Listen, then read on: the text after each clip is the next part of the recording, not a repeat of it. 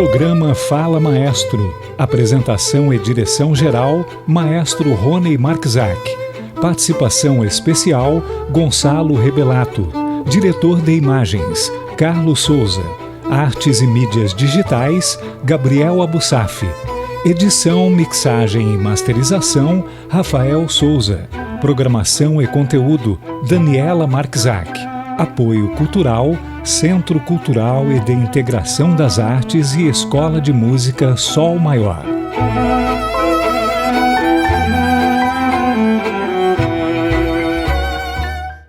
Saudações! Estamos começando mais um programa do Fala Maestro. Hoje eu tenho o prazer, mais uma vez, de começar nesse mês muito especial, mês das mães. Um beijo para minha mãe, com todo respeito, um beijo para sua mãe. Você de A a Z que acabou de acordar, acabou de ligar o seu dispositivo. Uma boa tarde, noite, dia e boa tarde, Rony. Esse é o Gonçalo Rebelato, o cara que simplesmente faz a gente ficar com o dia mais divertido. De fato, bem-vindos todos vocês a mais um programa Fala Maestro. Esse mês de maio, o mês das rosas, o mês das mães, o mês do amor, de mais amor. Todo mês tem que ter amor, né? Mas, né, Gonçalo?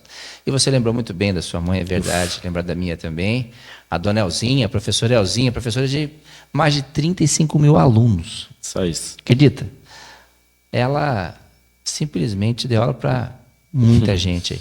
Mas também, 38 anos lecionando, dá para entender. E ainda 2 períodos, né? Enfim, a gente tem muito orgulho das nossas mães e a gente quer, justamente igual o Gonçalo falou, que todas as mães sintam-se muito acolhidas. Vai ser um programa muito especial.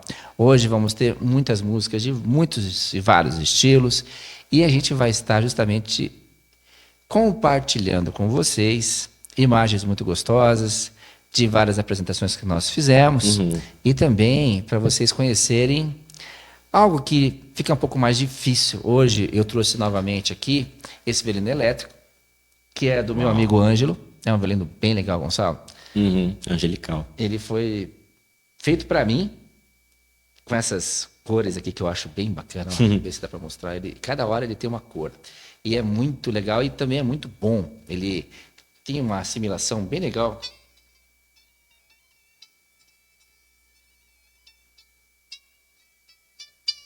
Ele só quase acústico, né?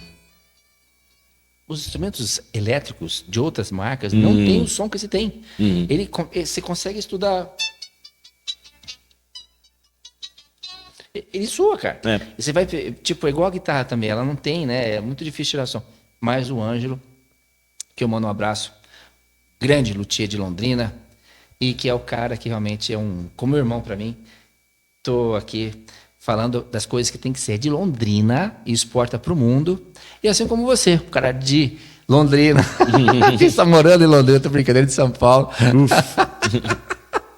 E tá aí fazendo sucesso no mundo inteiro. Gonçalo, por sinal, o que você foi fazer no Rio de Janeiro aí recentemente? Dei uma passeada boa. Foi passear? Foi. Eu fui participar da 20ª Semana do Cravo, no Rio. É um evento que foi, na verdade, um divisor de águas. Eu sacrifiquei muita coisa da faculdade, assim, inclusive meus professores que podem estar ouvindo isso agora. Eu perdi muito tempo de universidade num momento muito crucial, porque eu estou há menos de 3 semanas para me formar. Mas eu acho que eu faria 1 milhão de vezes de novo, se pudesse, porque foi muito importante para mim conhecer só o grupo de cravistas que continua um movimento da música antiga no Brasil. Uau. Meu professor foi convidado e ele estendeu o convite a mim. E eu pude tocar para eles num recital na quinta-feira. Foram 3 dias, né, de mesas redondas e recitais entre os vários alunos de todo canto do Brasil. Mas também do exterior? Eu acho que entre os alunos, não. E os professores também, na maioria, pelo que eu entendo, são brasileiros, mas todos estudaram fora. Entendi. E alguns foram colegas de classe fora e puderam vir para cá. Basileia, Oxford, essas coisas todas? Sim. Uau. Sim. E são professores também, além de cravistas na área e performando e dando aula, eles são pesquisadores acadêmicos na área de música antiga. Então, metade das referências que eu fazendo meu TCC busco estavam naquela sala comigo naquela tarde, naquela semana, né? Então foi muito, muito especial. de eles saberem meu nome, de assinarem o livro que eles deram, né? Teve Que legal, lançamento de livros e métodos brasileiros, foi muito, muito especial. Para você que está ouvindo a Rádio UEL-FM e também nos assistindo por todos os meios de comunicação, só para vocês saberem, né? Acho que alguns talvez não saibam, cravo é um instrumento que antecede o piano, né? E que foi um instrumento importantíssimo na história da música. O Gonçalo é cravista, né? Também, né? Além de pianista e organista. Eu acho que é legal você delinear um pouco sobre esse instrumento, claro, né? Porque a gente fala com naturalidade, mas fala algumas peculiaridades, Gonçalo, do cravo, pessoal. O cravo, na verdade, ele vem num movimento de contracultura, porque ele por muito tempo foi apagado, assim como toda a cultura de música antiga. E meu TCC, inclusive, paira sobre essas linhas, porque a gente ouve música barroca hoje, instrumentos modernos, e acha muito interessante, como de fato mas não é a música que era feita na época. Então a gente está ouvindo música moderna com problemas modernos, e não a música histórica, é o termo que se usa, né, na pesquisa. E o cravo, ele é um instrumento de teclas. Eu já devo ter comentado isso, mas na minha primeira aula com o Alessandro, meu professor... Alessandro Santoro. Que ele é? Que é filho do Cláudio Santoro. Um dos filhos do Cláudio Santoro. Que legal. Ele é o responsável por toda a edição da obra hoje. Ele é, então, a primeira pessoa responsável. Gente, Cláudio Santoro, desculpa, só para me perder. Ele já esteve em Londrina, foi professor, inclusive maestro do Festival de Música de Londrina, no tempo que o Festival de Música de Londrina era um festival realmente muito bom. Inclusive, ele regeu, eu tive a honra de ser o Spala da orquestra nesse ano, e eu comi o primeiro chocolate suíço, que eu era bem pequeno ainda, das mãos dele. Nunca vou esquecer disso. Eu depois me apaixonei, até que eu fui para a Suíça. Por causa do chocolate. Por causa do chocolate. Eu entendo. Desculpa te interromper. Não, mas então ele tem... Foi muito importante eu descobrir, quando eu prestei a prova para estudar na EMESP, que ele era de fato filho, em ligação direta com o Cláudio Santoro.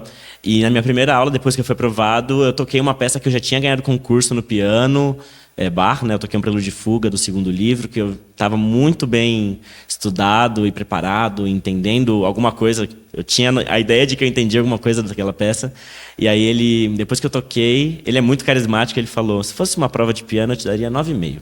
Mas como é de cravo, eu vou te dar 2. Porque, na verdade, a única coisa em comum entre esses dois instrumentos são as teclas, né? Eles funcionam de jeitos diferentes e a música, ela é entendida de jeitos diferentes também. Uau. E acho que depois que você quebra um pouco isso e começa a ouvir o cravo não com um certo fetiche de música, de uma música antiquada e com um instrumento exótico, né, com esse olhar meio de zoológico, que aí, e colocando a mão na massa é outra história, né? Acho que eu aprendo muito mais do que quem ouve e procura esse tipo de sonoridade. Mas para mim está sendo uma experiência fantástica de poder pesquisar, ter contato com gente que pesquisa, com quem toca, conhecer outros cravistas que estão no mesmo percurso que eu. E o cravo é desse contexto. Ele surge como um instrumento oficial no século XVII e dura até o XVIII. Há registros de repertório clássico no cravo ainda. Eu já toquei sonatas de Haydn no cravo. Lá no Rio, um dos cravistas tocou a sonata de Beethoven, a Opus 49, muito conhecida e que soou muito bem. Mas, especificamente, século XVII e XVIII é a área de maior acontecimento do cravo. E, eventualmente, outros instrumentos vêm surgindo. E muito importante, eu escrevi esse capítulo hoje, no meu TCC, e muito importante, eu estava lendo, que, na verdade, foi reflexão que a gente teve nessa semana no Rio, e eu acabei registrando isso no meu trabalho, que é muito importante não confundir que os novos instrumentos surgem como novidade e não como evolução do cravo, por exemplo, né? Uau. Porque a gente começa a assumir que existem melhorias, mas na verdade são novidades. Sim. Então a música do cravo, ela continua funcionando ainda, né, pro cravo. A gente sempre fala, né, que sempre, há melhorias. É bem isso, porque o cravo, se você parar para pensar, historicamente, ele vem da harpa, né, da cítara, né, que do alaúde. Da alaúde, exatamente. E essa mistura toda... Agora, uma pergunta prática até eu gostaria de saber. Hoje, os cravos, eles utilizam ainda o encordamento de tripa ainda? Ou... Não. Não, né? Essa é uma... Também escrevi hoje no meu no capítulo. É muito comum ainda... A gente teve lá no Rio uma masterclass sobre manutenção de cravo. especialmente para quem tem, para quem pensa em comprar. Isso é um processo histórico que aconteceu para os cravos de hoje.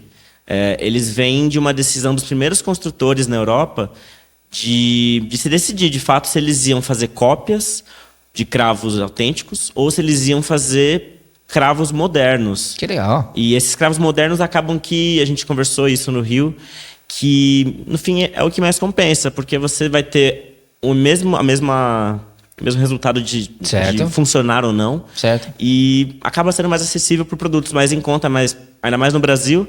E então, pelo menos os que eu tenho tocado até então, são cordas de latão, cobre, Entendi. Materiais um pouco mais comuns. Certo. E que estão menos problemas em manutenção, né? Gente, novamente, para quem você não sabe, né, se você não tem essa informação, as cordas desses instrumentos antigos, né, e o violino também, né, eram de tripa de carneiro. E, para você ter uma ideia, durante uma apresentação, que era muito comum, quebravam-se 3, 4 cordas tranquilamente. Numa boa. E imagine um cravo, então, com todas aquelas teclas. E nós estamos falando de uma tecnologia incrível, porque o som, ele não era batido, né? Ele é tirado. Pinçado. Né? Pinçado. Eu falo assim, e o que é legal é que essas pinças, assim, estou falando dos tempos arcaicos do cravo, porque eu cheguei a conhecer cravos muito antigos, eram feitos de espinho de peixe, né? Sim. Agora os plectros são de plástico, de materiais muito mais resistentes e fáceis de fechar, mas é tudo para imitar espinha de peixe. Que, para dizer para vocês, é genial, né? A gente utilizar a natureza para fazer os instrumentos, e lógico, o que tem que ser sempre melhorado. Não é à toa que eu estou com o violino hoje elétrico, né? Eu já toquei esse violino aqui para shows para 50, 60 mil pessoas, e que se eu tivesse um violino convencional, eu não teria tido o mesmo sucesso, né? Então a gente tem que justamente fazer uso daquilo que tem, ainda mais que é uma questão de custo também, né? As cordas, imagina, de violino, se eu fosse para colocar cordas de tripa no Brasil, com toda essa umidade, seria também algo, nós estamos pensando aqui no berço, né, de onde nasceu os instrumentos, uma temperatura com umidade praticamente quase inexistente, né? Ainda mais quando neva, pior ainda, e isso tudo era feito para esse instrumento de lá. Sim. Aí vinha instrumentos para cá, né? Mas eu falo para você, eu nunca te falei isso, mas como eu ia muito para Curitiba, e eu tinha meus 8, 9 anos, eu assistia muito a Camerata Antiqua de Curitiba, né? E ali que eu tive a oportunidade de ver assim uma boa música barroca, né? E tinham vários nomes, inclusive solistas, né, que tocavam naquela época com muitos músicos, mas os cravos deles, eu não sei se você tem conhecimento disso, mas eram maravilhosos os cravos. Sim, Curitiba é muito bom. Nossa, muito bom. Embora não exista um curso de cravo, mas os cravos que eles têm são fantásticos. Né? Nossa, eu me lembro disso. E assim, nós estamos indo para a Europa, nós vamos fazer concertos. Eu não acredito que nós teremos talvez a chance de tocar em cravos, a não ser que nós façamos algum concerto ainda a confirmar em alguma universidade ou escola de música, mas eu quero que você tenha a oportunidade de conhecer a escola de música antiga de Milão, né, que nós estaremos ali perto. E a minha professora, eu acho que ela deve ter falecido, Emília Fadini, mas era toda poderosa de lá, uma pessoa incrível. Eu espero que não, eu não tenho mais contato com ela. Ela, depois de um tempo, ela ficou mais reclusa. Mas, uau! Lá os cravos não temperados. É lá que eu tive essa oportunidade de ter contato com gênios da música.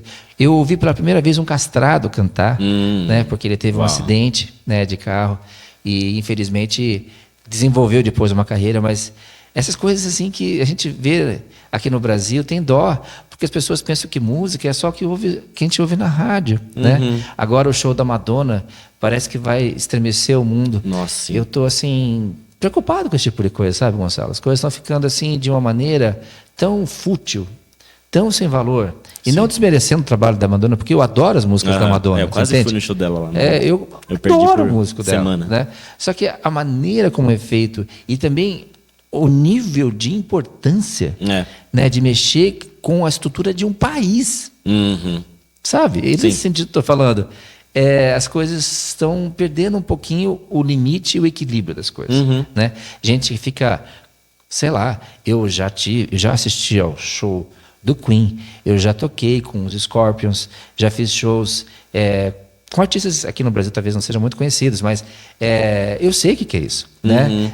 Assistir um show do Rolling Stones é um must para qualquer um ficar lá vendo gente como eles com 4 horas de show, que é quase inexplicável. Né? Então, eu não quero desmerecer isso. A questão mais é assim, cuidado com os exageros, né? E principalmente acontece nesses shows todos, né? A gente vê, tem gente que vai inclusive a óbito, né? É muito comum.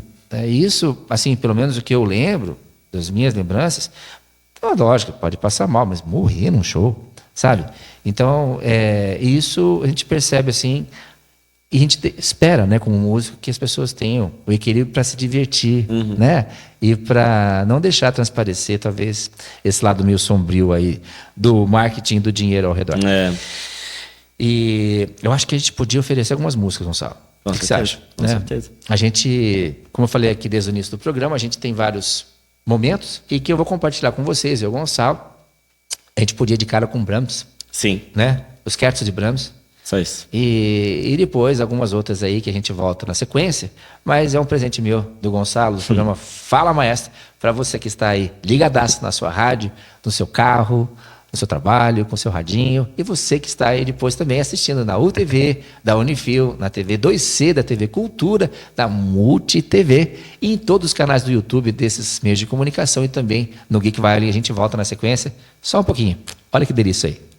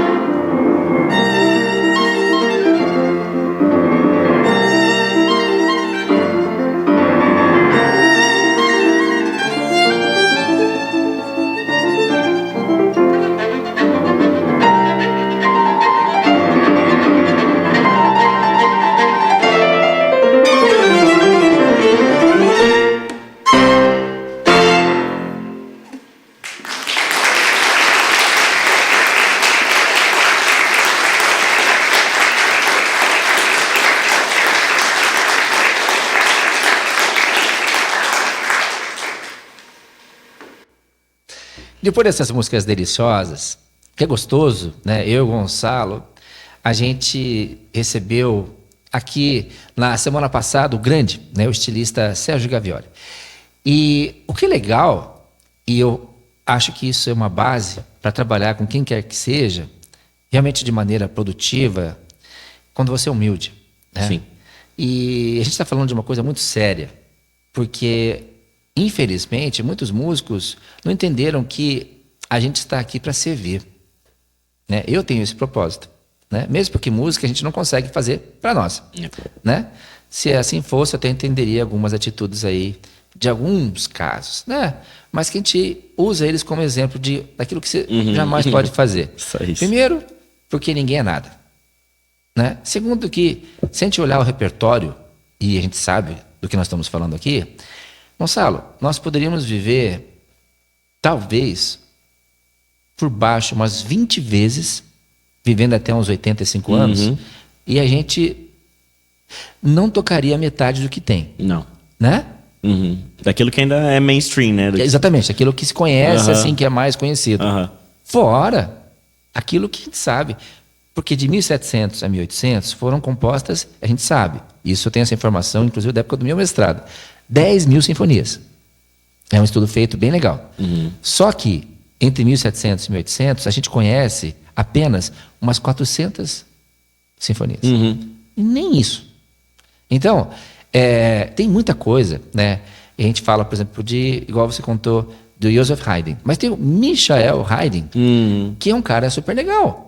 Né? Nós temos, dos compositores italianos, a gente fala Vivaldi, mas se fala de Tartini, se falar de toda aquela gama de compositores italianos, Albinoni, que praticamente passou desapercebido, a não ser pelo adágio de Albinoni, que a gente conhece várias histórias também, mas, nossa, é impressionante, né? E na história da música também, com o cravo, por exemplo, alguns compositores italianos que a gente poderia...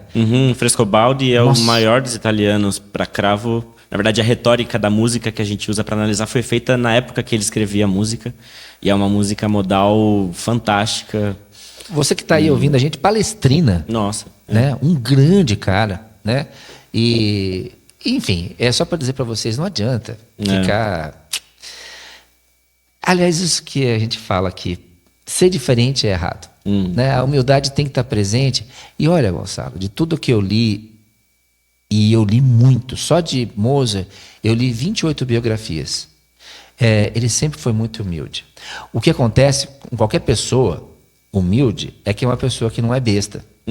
Ela não é boba. Sim. Humilde não significa ser saco de pancada. Né? Então, quando você encontrasse um Mozart e que ele não dava bola para pessoas que talvez pensavam que ele era um cara estúpido, é porque ele sabia que não se dá pérola aos porcos. Entendeu? Aí não confunda a humildade com esse tipo de coisa assim, não estou afim, né? Não quero perder meu tempo. Porque, me perdoem vocês todos que estão nos assistindo, mas às vezes o silêncio é muito melhor do que estar perto de pessoas que não têm conhecimento. Né? Sim. E você falar... Acho que é melhor para os dois, né? Exato, para os dois. Não é nem... Né? Mas o que eu quero dizer aqui é que, assim, a gente já trabalha juntos já faz alguns anos, né? A gente fala que são 11, 12 anos, né? E eu acho que isso você deve ter visto desde o início que você me conheceu. Eu sou aquilo que eu sou. Sim. Né?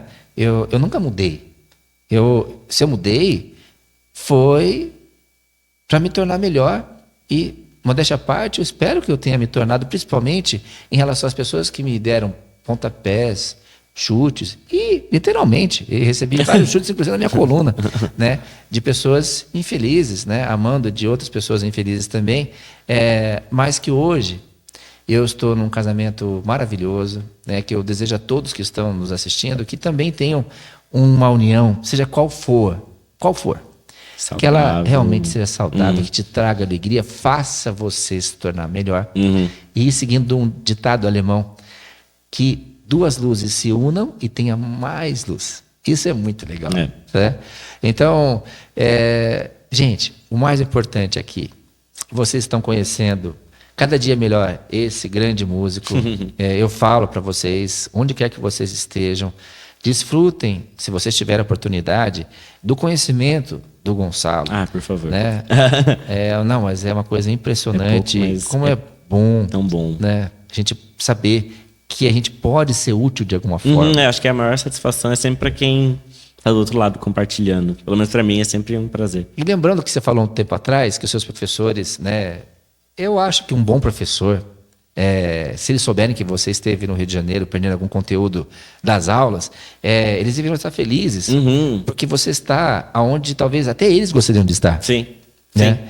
E eu sofri muito, Gonçalo, mas muito mesmo, no meu terceiro colegial, porque eu fui 3 vezes para o exterior, né?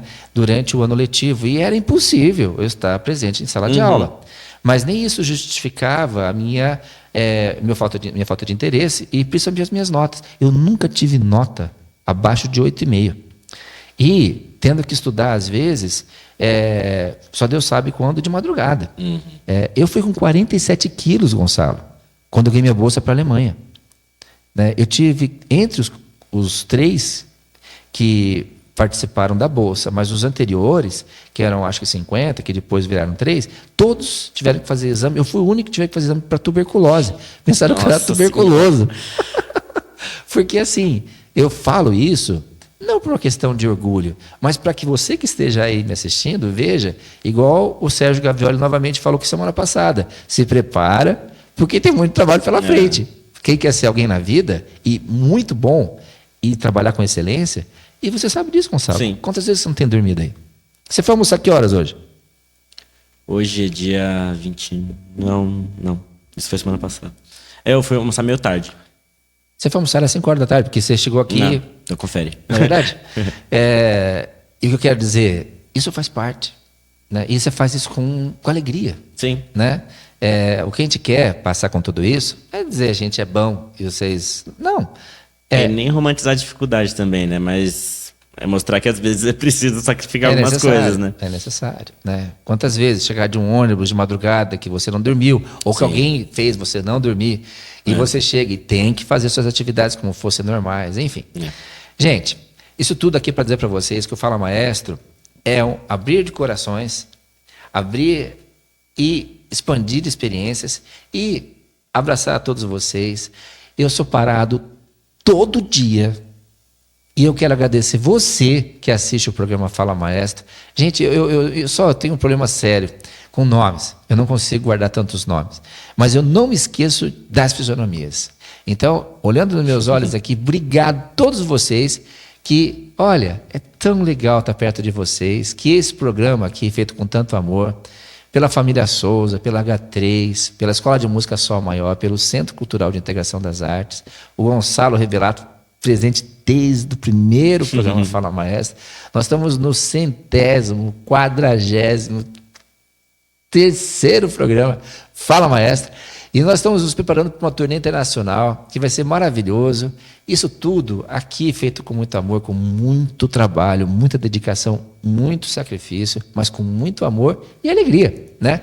E por falar em alegria, nós tivemos também um momento ímpar, que foi o lançamento do nosso disco Sinestesia, que a gente teve a audácia de compor músicas, mas foi sensacional. Foi muito bom. Que nós compusemos com a nossa fé e até com muito do Espírito Santo, porque foram composições instantâneas, nasceram de maneira instantânea, e eu já falei aqui, eu tenho certeza que Mozart, Beethoven, Brahms adorariam fazer isso. Eu tenho certeza disso, Gonçalo. Sim. E eu acho que quando a gente for, o dia que for, a gente vai trocar umas ideias com eles lá. Espero que legal que vai ser. Gente, e nós temos alguns registros que nós tivemos também a grande sorte de estar junto com um grande artista, um grande pintor, Carlos Cubo, que fez cada música que nós compusemos virar um quadro. Mas, gente, um quadro gigante. Senhora. É assim, quadros. Vocês vão ver, nós fomos ali no Hangar 43, ali na Vila Maringá, e nós tivemos essa vernissagem e essa primeira apresentação de todas as músicas que nós compusemos ao vivaço. E nós vamos, então, fechar o programa Fala Maestro. Naturalmente, antes, com a grande mensagem do Gonçalo Rebelato, para vocês ouvirem um pouco também das músicas que hoje estão fazendo sucesso. Gonçalo, nossa música está em tudo que é lugar. Uau, que e bom. sabe o último país que está realmente levando a nossa música assim, de uma maneira impressionante? A China. Uau! Várias plataformas chinesas colocando a nossa música para tocar. Nós temos músicas com mais de 500 mil de visualizações. Nossa. Muito legal. Isso pra gente, né? Nossa, pode ser que é muito legal. E assim, espontâneo, tá? Nem eu, nem ele ficamos ali. Gente, às vezes são ver, eu não consigo nem fazer isso. Às vezes eu nem sabia que era isso, mas agora eu sei. Quando dá, a gente faz na correria da vida, mas isso aqui é um mecanismo para estar perto de vocês. É nunca um escravo que vem escravizar a gente aqui, né? Que a gente utiliza de toda a tecnologia para estar mais perto de todos vocês. Gonçalo, a palavra é com você. Obrigado, eu concordo com todas acima. E se eu pudesse falar alguma coisa, é algo que eu tive pensando. Sempre quando eu viajo, isso é um parênteses, eu penso muito sobre muita coisa que às vezes não tem nenhuma relação direta com o que eu estou fazendo no momento. Mas eu peguei muita escala para ir para o Rio, para voltar mais ainda. Então eu pude pensar muito e o que eu pensei na ida e na volta foi completamente diferente por causa da ida e da volta. E eu comecei a pensar bastante sobre... Na verdade, você até falou sobre isso agora, sobre ajuda e como a ajuda, às vezes, ela mira mais para um lado do que para outro. E acho que não tem problema em... Na verdade, não é nem questão de ter problema. Acho que a gente tem que aceitar esse tipo de ajuda de onde quer que venha. E acho que o maior exemplo, ainda sobre o cravo, é a redescoberta, o rebirth, o renascimento da música antiga. Ela começa a acontecer no final do século XIX, né? Começa em Mendelssohn, 100 anos depois, aproximadamente, né? 100 anos depois da morte do Bach, com a Paixão de São Mateus. E a gente, na verdade, a gente tem uma visão muito modernista e moderna, de música e de arte. É uma visão muito alemã, da segunda escola de Viena, assim, para frente. Então, a gente entende como, que bom, trouxeram o barroco de volta. Mas, na verdade... Olhando em letras miúdas, esse renascimento ele aconteceu. Tem registros em arquivos bem oficiais do Mendelssohn, quando ele faz a reestreia da Paixão, ele na verdade altera muita coisa da orquestração, adiciona instrumentos que não existiam, e isso na verdade é meio que alterar, transvestir a peça, né? E não só a peça, mas como uma fachada de um período. Então, meio que está alterando toda a proposta que por registro de tratados e relações de professor e aluno, deveria ser o período. E onde eu vou chegar com tudo isso, né? Os mecenas que, depois disso, no século XX, começaram a investir e divulgar a música antiga com grupos que já respeitavam a interpretação histórica. Um nome muito famoso e muito importante é a Landa Vandowska. É uma pianista, exímia pianista com um poder financeiro muito forte na época, que se muda a Paris, começa a estudar o cravo, de curiosidade pesquisando, se torna professora na Hochschule für Musik em Berlim e ganha muito espaço.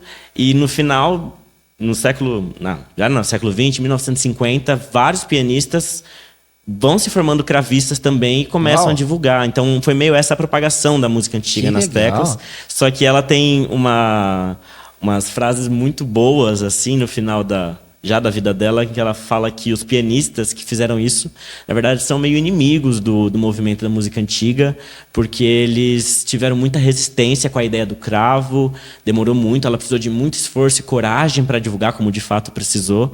Mas o Marcelo Fagerland escreve num trabalho dele, num artigo dele, que será que eles são de fato inimigos? Porque a música, ela chega ao cravo de volta pra gente por causa desses pianistas. Exatamente. E talvez deva caber ao público, né? Escolher se quer ouvir cravo ou não, piano ou não.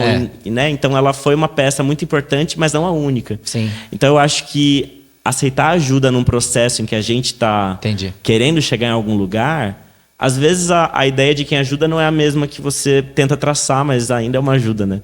Então, eu com milhares dessas, o projeto foi, acho que a maior, Mas está sendo a maior. Mas muitas outras pessoas, muitos parentes, amigos, me ajudam nesse processo. E nem sempre todos eles, às vezes não é o caso, devem ter a mesma ideia que eu tenho imaginando o meu futuro, né? Do jeito que eu gostaria que fosse. Mas mesmo assim, eu acho que é questão de reconhecer seu ambiente, se ele é seguro, se ele é amigo e está te ajudando e confiar, né?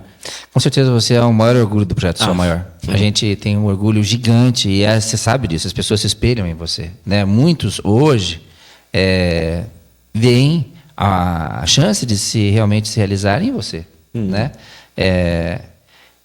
Muito curioso a nossa turnê para a Europa, porque você tem 25 e eu tenho 52. Um palito. A gente até viu essa mudança aí das propósito. numerologia. E também lembrando só uma coisa muito importante, historicamente falando, que o Gonçalo falou, que devido às circunstâncias do nosso país, tudo que vocês imaginarem europeu é sempre 100 anos depois no Brasil. Então, isso é uma coisa que confunde um pouco, porque enquanto estava falando de barroco, aqui no Brasil, estava no fim do mundo. Depois, quando veio o clássico, a gente chegou no barroco. Né? Então, é muito interessante isso para o nosso país, e isso a gente sempre deseja que mude, né? Para que, por exemplo, passado tanto tempo, uma cidade como Londrina não tem um teatro municipal. 600 mil habitantes, não tem uma escola de música municipal. Não tem um espaço em que as pessoas possam dizer, né, que realmente ali, dignamente, possamos realizar todos os eventos possíveis para a sociedade. Aqui você tem que pagar caro para alguma coisa. E isso, por exemplo, a gente está ainda bastante mais tempo que 100 anos. Né? Ou seja, você vê que não é brincadeira, mas a gente, infelizmente, ainda está muito além. O importante só é que vocês sabem que aqui a gente tem todos esses meios de comunicação. Eu quero realmente agradecer em nome de todos que fazem parte do nosso programa e que são pessoas dedicadas, que estão juntos conosco nas mídias sociais, sempre lembrando do Gabriel Guilherme, da GG Studio, que é o nosso querido Gabriel Abussaf, a Daniela Marquisac, que é a nossa querida, que cuida de todos os nossos conteúdos e ideias, está sempre antenada com tudo.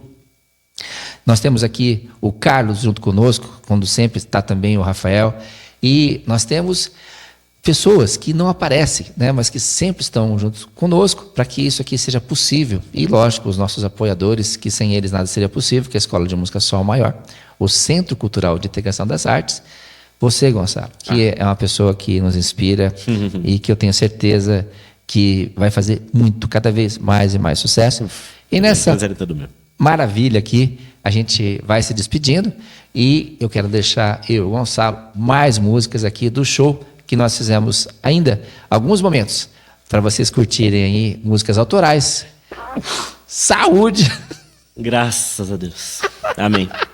Eu ia esperar até o final e não consegui. Graças a Deus que esse programa é ao vivo. Muita saúde, né? Segundo o Atim do Gonçalo, tenhamos todos muita saúde. E vamos de música, então, lá com o Carlos Kubo, meu querido irmão japonês, que eu adoro, amo de paixão. Gente, até o próximo programa. Fala, Maestro, segundo o piano do Gonçalo. Power. Tchau, tchau.